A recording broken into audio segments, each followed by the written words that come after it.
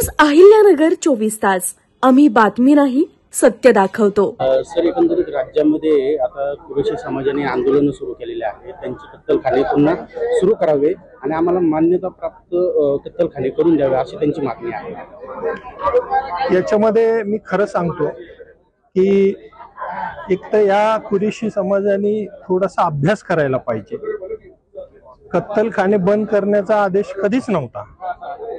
आदेश काय होता की देशी गोवंशाची किंवा गोवंशाची कत्तल होणार नाही, त्याच्यावर आम्ही आजही ठाम आहोत।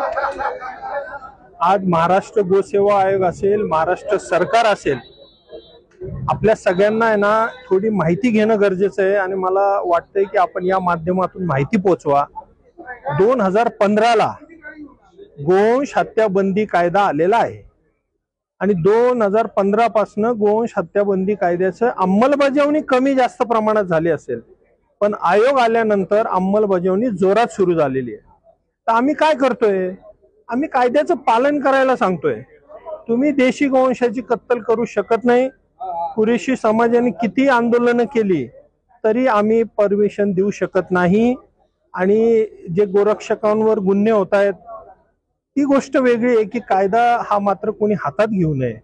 पण जर कायद्याने जर त्यांच्यावर कारवाई होत असेल आणि ते गोवंशाची कत्तल करत असतील, गोवंशाची वाहतूक करत असतील, तर निश्चित आम्ही कारवाई करणार आहोत।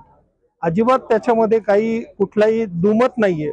पण अजितदादांनी जे सांगितलं की कायदे हातात घेऊ नये, चांगली गोष्ट आहे। मग कायदे पाळावे त्यांनी गोवंशाच्या बाबतीत अजिबात आम्हाला कत्तल चालणार नाही, कुठली अनधिकृत वाहतूक चालणार नाही। त्यांना हे पण समजून घ्यावं लागेल की वाहतूक करायची असेल गोवंशाची तर त्याची परमिशन पण घ्यावी लागेल, RTO ची परमिशन घ्यावी लागेल, पशुसंवर्धन खात्याची परमिशन घ्यावी लागेल, एक पत्र घ्यावं लागेल। पण हे जर नाही घेतलं आणि गाडी जर अडवली तर मग त्याच्यावर कारवाई होणार।